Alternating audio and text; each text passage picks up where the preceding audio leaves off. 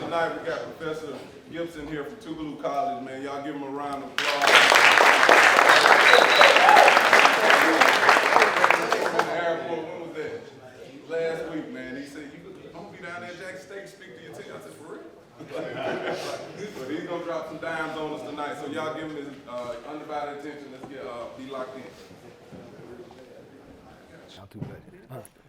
I appreciate it. First and foremost, man, I got to say, express my sincerest gratitude to Coach TC, the entire coaching staff. Great job to y'all for making it this far in the process, man. I'm just glad to be here. I'm a Jackson State grad 2 times. Right now, I'm a professor, entrepreneur, community activist. Glad to be here. I'm no stranger to this space. This is what I do for a living. I'm always in front of people. I'm a professional talker. Thank y'all so much for having me. Let me say that first. And I just want to let y'all know first, man, I don't know if y'all know it already, but y'all really do have a whole city behind y'all. It's people out here that are supporting y'all mentally, physically, financially. It's people out here that are giving up their time, their effort, and energy. If you log on to social media, folks arguing in comments about y'all, and I know people are doing it because I'm people. That's me. I'm those people. If you go on some YouTube clips, some Instagram clips, you'll see me. I ain't never met majority of y'all a day in my life, but folks saying stuff about y'all, and I'm coming to y'all defense. Man, Philip Short, what, man, on my mama, you ain't seeing right there. Like, I'm talking, Jason Brown, me and him got the same name. He gonna eat this year. Seven McGee, what, on my mama shit, bro, I'm arguing about y'all in comments. So, like I said, man, y'all know if you've been immersed into this culture, you know the Jackson State, the HBCU culture is very familiar, it's very family oriented. So I'm sure y'all are no stranger to it. But I'm gonna go ahead for the next 15, 20 minutes, y'all. We both have one job. I think y'all's job is to take something that I say, apply it to your lives and become better because of it. My job is to give y'all everything I got in the next 15 minutes and ensure that nobody falls asleep. That's my goal. That's my goals. I just want to make sure nobody falls asleep. But y'all, I'm a very routine guy. As a matter of fact, for the last 9-10 years, I've had the same routine when I wake up every morning. Wake up every morning at 4:30. When I wake up at 4:30, the first 30 minutes of my day, I use it to make sure that I'm ingesting something positive. Usually I spend time in prayer, meditation, maybe I spend time reading something. I try to read a diverse array of things because I think that I have to be well versed in the way that if I go into a room full of middle schoolers, I go into a room full of Jackson State football players, or if I go in a room full of Fortune 500 CEOs, I have to be relevant to the conversation. So with that said, I make sure that whatever I ingest in the morning is something positive because I firmly believe that whatever you ingest in the morning has the power to change the trajectory of your day. So I make sure it's positive podcasts, some motivation. As a matter of fact, I implore you guys, try to make sure whatever you're listening to in the morning is something positive. Because if it's something positive, it has the power to shift your days. I'm a number one fan of rap. But I just can't wake up in the morning and listen to stab you in the heart, take it out, punch you in the face, and then put a dagger in your leg and I can't listen to that in the morning. That's a lot. So with that said, make sure every single morning I either read something, I'm praying, I'm spending time in meditation. But a few weeks ago, I was reading this article, y'all. And before I get into this, can y'all repeat after me? Just say, set the standard, be the standard. So a few weeks ago, I was reading an article. Like I said, I like to be well versed. So I read very random stuff. Sometimes I read scripture. Sometimes I read stuff that surrounds my stock market portfolio. And sometimes I just read very random articles because I want to expand my knowledge base. So with that said, this particular morning, I started reading an article about a crocodile farm that was in Thailand. A crocodile farm that was in Thailand. This particular crocodile farm was a tourism spot where people from all over the world would come. They would get on this ferry that was a small boat, and they would sail with the tour guide to the middle of a river. This tour guide was telling everything about crocodiles. He was talking about their habitat. He was talking about how crocodiles commingle, how they live, what they eat, how many times they eat a day. He was telling them all these things, but they would sail to the middle of a river, and this crocodile farm had been in existence for 5 years. 5 years, they offered a special every single month. I want y'all to track with me because they did this crocodile tour every single day, but they offered this particular special one time a month. And the special was when they got to the middle of this river, they had what's called a crocodile caller, and they would blow the whistle and crocodiles would come and surround the boats. You can probably imagine the awe that the passengers were in, seeing these crocodiles, got their camera phone out, selfie, doing all this stuff. So he got to the middle of the boat, and the special was, we have $1 million. We're going to write a check for $1 million to the individual who jumps off of this boat into the water and safely swims to shore. You can probably imagine, in 5 years, nobody ever volunteered. I mean, not one person. But this particular day, which is what prompted this article, he said $1 million to the person that jumps off this ship, successfully swims to shore. $1 million going once, nobody volunteered. $1 million going twice, still nobody volunteered, but the passengers begin to look at each other. You know how you can have a whole conversation with somebody and not say a word? They're looking at each other like, I'm not doing it. And he said $1 million going 3 times, and right as all of the passengers began to fix their minds and their attention to the front of the boat so they could continue the tour, they heard a humongous splash, only to look back and find out that somebody had jumped in the water. So the man was just swimming. The passenger was just swimming. That's where this article came from. And you can imagine the multitude of emotions that were expressed by the passengers. Some of them were fearful. Some of them were scared. Some of them were anxious. Some of them were like, who is this man in his right mind to jump off this boat and swim? But he was swimming to the point where it looked like he just might make it to shore. As he swam, the closer he got, the sentiments of the passengers started to change. Whereas they were anxious, whereas they were scared, whereas they were timid, they started to turn these sentiments into congratulatory and started to cheer him on because he had almost made it to the finish line. Long story short, y'all, he made it. They cut the tour short because history was made. Like I told y'all, 5 years, nobody had ever, even volunteered to do this, let alone make it to shore. They cut it short. They got to shore. All the passengers getting off, man, oh man, you're so courageous. I cannot believe you made it. I wouldn't have never done that, man. What, are you in your right mind? What were you thinking jumping off that boat? But then the tour guide came to him, wrote that $1 million check, and he said, as promised, here's a $1 million check. But I just got to ask you, man, what made you jump off this boat? The passenger was sitting there wringing out his clothes, soaking wet from the crown of his head to the sole of his feet. And he took a deep breath and he said, I got to be honest with y'all. I didn't jump. Somebody pushed me. Now, am I telling y'all what you're trying to say, Jason? Am I telling y'all to go jump into a lake full of crocodiles? Not quite. But what I'm telling you is sometimes, most times, oftentimes, it's good that you got somebody to push you. When you're scared, somebody to push you. When you're timid, somebody to push you.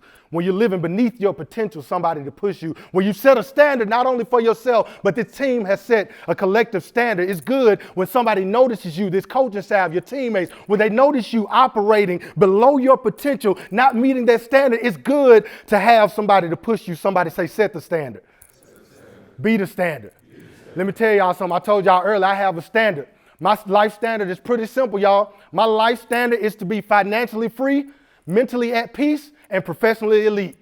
Financially free, mentally at peace, and professionally elite. I wake up every single morning, like I told you earlier, at 4:30 in the morning. The first 30 minutes of my day, I'm ingesting something positive. I finish that, I go to the gym. When I get to the gym by 5:45, 6 o'clock, work out for about an hour, I take my stuff to the gym. When I finish that, I shower at the gym, put on my clothes, I'm going to work. When I get to work, got my breakfast from 8 o'clock to 8:30. This is every morning. I'm a routine guy. 8 to 8:30, I'm evaluating my stock market portfolio because I understand the importance of habits, doing the same thing over and over in an effort to get better at it. And I understand the importance of a habit becoming a lifestyle because tendencies repeated become habits. Habits compounded become behaviors, and behaviors multiplied become a lifestyle. It's a lifestyle that I'm living. 8 to 8:30, I'm evaluating that stock market portfolio. I'm trying to see what it is that I'm going to trade today. What do I need to buy? What do I need to sell? 8:30 to 9 o'clock, I'm on Duolingo because I'm committed by the year 2025 to be bilingual. I want to speak Spanish. Muy bien, gracias. Yeah, that's me. I'm trying to do it. And check this out. The reason I have that routine because I understand that I set a standard. Somebody say set a standard. Be the standard. I understand that I set that standard, and everything about my work ethic, everything about how I execute my days, everything about how I approach my purpose has to be in line with that standard. Now check this out, y'all. I got to be honest with y'all because this is what I do. When I saw Coach TC in the airport last week, I think he was headed or coming from SWAT Media Day. I was coming from a 4-school of 4 schools. I don't want to call it a tour, but I had been to 4 schools. I went from Broward University in Miami, went straight to Eastern Tennessee State University to speak, went straight from there to Langston University in Oklahoma, then I went to Southern Baton Rouge. I know they might be the ops, but I was at Southern Baton Rouge. But I was coming back to Jackson and I saw Coach TC. Why am I telling y'all that? It's because for the past 3 years, check this out, I've seen every speaker that y'all have publicized on social media. Y'all know what, Coach, can I be honest about what my reaction was when I saw every speaker? Let me tell y'all, I was inspired, I was motivated, I was empowered by everything that every speaker gave to y'all when I was watching them build social media. But I had to go back to my college basketball days. I looked at each and every one of them, and I'm like, they ain't better than me. They not better than me. And it has nothing to do with my opponent. It has nothing to do with me being arrogant or cocky. It has everything to do with the work that I know I'm putting in because I set a standard. And when I know I set a standard, there is no room for pity when it's me versus me. Check this out, y'all. Y'all done set a standard. Crazy thing about this team, not only have y'all set a standard, but y'all done let the world know what y'all standard is.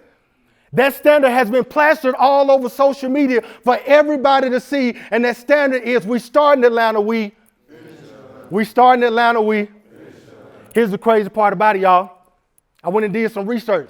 12 teams in the Southwestern Athletic Conference. According to NCAA, there are approximately 105 players on every D1 roster, meaning that in this conference, there are 1,200 players in this conference. Let's take Jackson State out of the equation. That means there are 1,100 other players that want what you want.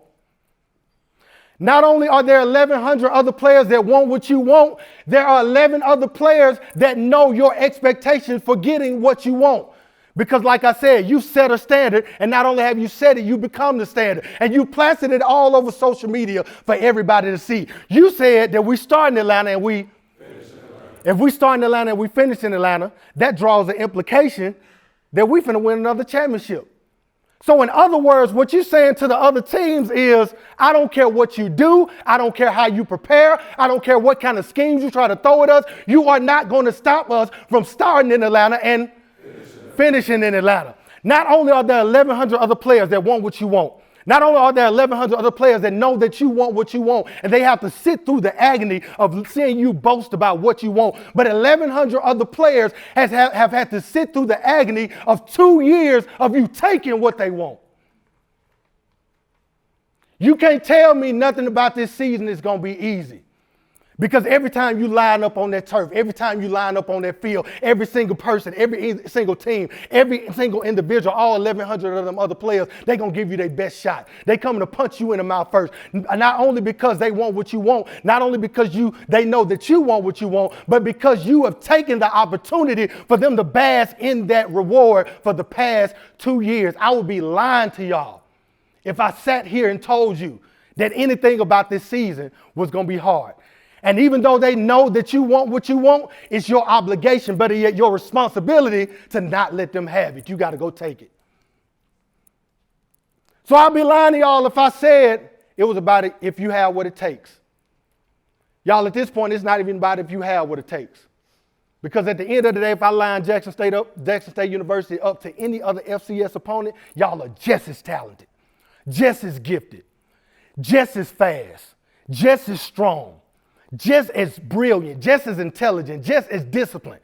Y'all are just as all that as all these opponents. So at this point, it's not even about if you have what it takes, but it is going to take all you have. Everything that you have to offer. That means you have got to divorce yourself from mediocrity. That means practice alone every day ain't going to get it. That means the bare minimum of watching film ain't going to get it. Because not only do 1,100 other players want what you want, not only do 1,100 other players know that you want what you want, but 1,100 other players have had to sit through not meeting their goal because of Jackson State University. But let me tell y'all something. I believe in this group, and I know y'all believe in each other. I got faith in you. I got faith in this coaching staff. And the beautiful thing about faith is faith don't make things easy, but it does make things possible. Somebody say, set the standard. Set the standard. Be the standard. Be the standard. Real quick, y'all. Y'all stand up and I'm finna be out of here. Y'all stand up and I'm finna be out of here. Check this out. We're gonna say this 3 more times. And y'all, I believe in the power of affirmation and manifestation. Affirmation means to speak well of. Manifestation means to speak what is not as though it was. So even though I haven't made it to Atlanta yet, I see myself in Atlanta before it even gets here. So that first time I do call and responses at a lot of places I go to. That first time, Mr. Warm-Up time, we just said because we're trying to be cool. But I actually need you to manifest that thing that second time. But that third time, I need you to say it, and I need the whole Lynch Street to be talking about what is the standard? Who is saying that? 3 more times, y'all. Say, set the standard. Set the standard. Be the standard. Be the standard. I ain't tell y'all nothing about it was going to be easy, but I'm telling you it's going to be possible. If you trust each other and trust this coaching staff and take advantage of every opportunity that you are given, you will be successful. One more time, say, set the standard. Set the standard. Be the standard. Be the standard. Last time, y'all, I need you to hear it at Lynch Street. Say, set the standard. Set the standard. Be the standard. Be the standard. Thank y'all so much, fellas.